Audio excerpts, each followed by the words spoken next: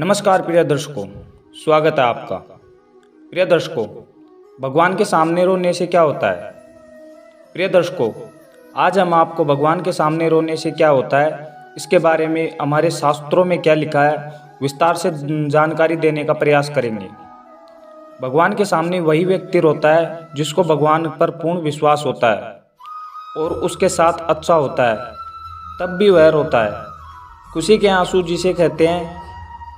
और यदि वह बहुत दुखी होता है तो भी वह रोता है। प्रिय दर्शकों, वह हर स्थिति में भगवान को याद करता है। वह व्यक्ति जानता है कि भगवान देर कर सकते हैं पर एक दिन जरूर उसकी इच्छा पूरी करेंगे। प्रिय दर्शकों, जो व्यक्ति भगवान के सामने रोता है उसका भाग्य बदल जाता है और उस पर भगवान की कृपा होने लगती है। प्रिय दर्शकों, उस व्यक्ति के साथ चाहे कुछ अच्छा हो या ना हो तो भी उसका भगवान पर पूर्ण विश्वास होता है। भगवान ही उसकी सहायता करेंगे। प्रिय दर्शकों, वह हर दुख व सुख में भगवान को याद करता है और सुख में भी भगवान को नहीं भूलता। उस व्यक्ति का मन पवित्र होने लगता है और उसके अंदर आध्यात्मिक का विकास होने लगता है और उसका मन भगवान की भक्ति में लगने लगता है। प्रिय दर्शकों, जब कोई भी व्यक्ति भगवान के सामने जब जाता है तो उसका दुख दर्द वह भगवान को बताता है। हमारे मन की हर एक बात भगवान जरूर जानते हैं। वह अंतर्यामी है, उनसे कुछ नहीं छुपता।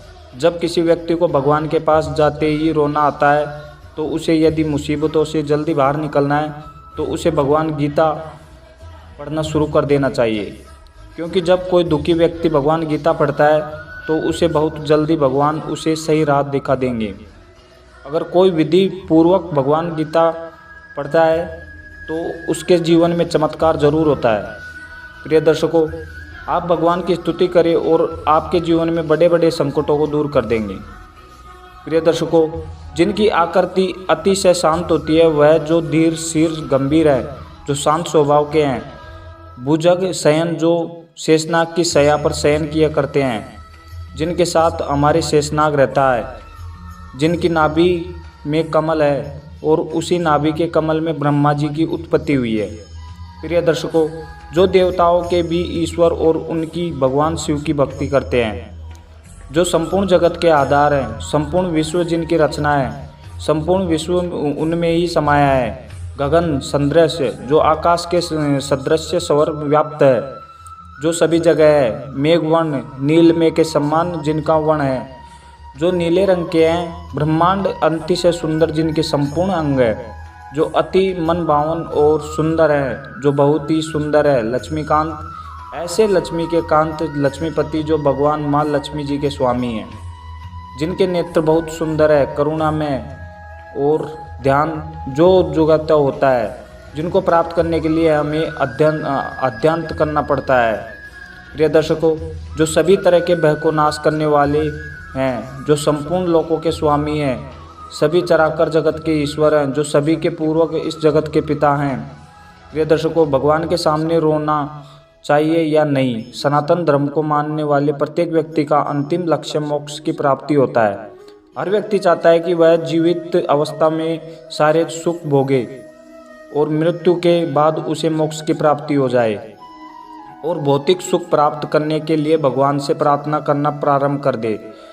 वह चाहता है कि उसे दुनिया की सारी खुशियां मिल जाए, पर हर व्यक्ति को इस बात पर गौर करना चाहिए कि भगवान का यह फर्ज होता है कि अपने भक्त का पेट भर जाए और उनका यह फर्ज नहीं कि वह आपकी हर इच्छा को पूरी करे। आपको यदि अपनी ढेर सारी इच्छाओं को पूरा करना है तो उसके अनुसार मेहनत भी करनी पड़ेगी।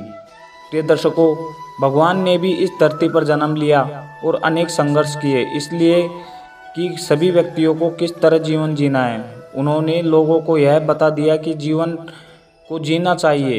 इस धरती पर को मृत्युलोक कहा जाता है। प्रिय दर्शकों, मृत्युलोक पृथ्वी को इसलिए कहा जाता है कि व्यक्ति यहाँ पर अलग अलग योनियों में जन्म लेता है और मरता रहता है और 84 लाख योनियाँ होती हैं, जिनमें से मनुष्य का जन्म बहुत मुश्किल के बाद बहुत सी योनियों में भटकने के बाद मिलता है। प्रिय दर्शकों, खाना पीना, बच्चे पैदा करना जो जानवर भी करते हैं, पर मनुष्य का जन्म बहुत से संपूर्ण महत्वपूर्ण उपदेशों के लिए होता है। इस धरती पर हम मौज मस्ती करने के लिए नहीं पैदा हुए हैं। इस धरती पर व्यक्ति अपने अच्छे बुरे कर्मों के फल को भोगने के लिए जन्म लेता है, और जो व्यक्ति अच्छे कर्म करता है और नेकी और भलाई का काम करता है और भगवान की भक्ति सच्चे मन से करता है तो उसे भगवान की प्राप्ति होती है। जो व्यक्ति दूसरों को कोई हानि नहीं पहुंचाता, अपनी मेहनत से कमाए धन को अपना और उसके परिवार को पालता है और इंसान से लेकर किसी भी जीव को हानि नहीं पहुंचाता, उस व्यक्ति को भगवान की प्राप्ति होती है।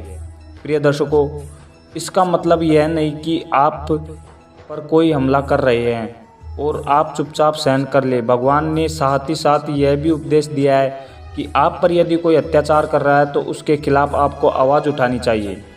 प्रिय दर्शकों, अन्याय नहीं सहन करना चाहिए। भगवान कृष्ण ने अर्जुन को युद्ध करने के लिए उपदेश दिया था कि कायर व्यक्ति की तरह जीवन नहीं जीना चाहिए। यदि अपने साथ कुछ गलत हो रहा है तो उसको सहन करना कार्यरत होगा। जो ईमानदारी पूर्ण जीवन जीता है, इस तरह के व्यक्ति पर भगवान की विशेष कृपा होने लगती है। बिना मांगे ही उसके सारे सुख दुख कर्म होने लगते हैं, जिसकी धीरे धीरे सारी परेशानियां कम होने लगती हैं। प्रिय दर्शकों, वह अपने मन में सदैव अपने इष्ट देव का ध्यान करने लगता है और उसे लगता है कि भगवान मेरे साथ हैं। उसके साथ पूरा बुरा होता है तो वह भी भगवान की इच्छा समझता है, और इच्छा अच्छा होता है तो भी वह भगवान की कृपा समझता है। प्रिय दर्शकों, ऐसे व्यक्ति को संसार के सभी लोगों का मन पढ़ने की शक्ति प्राप्त हो जाती है।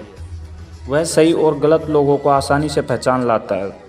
प्रिय दर्शकों, अगर यह आप भगवान के सामने रोते हैं और भगवान से प्रार्थना करते हैं तो भगवान आपकी इच्छा ज़रूर पूरी करता है।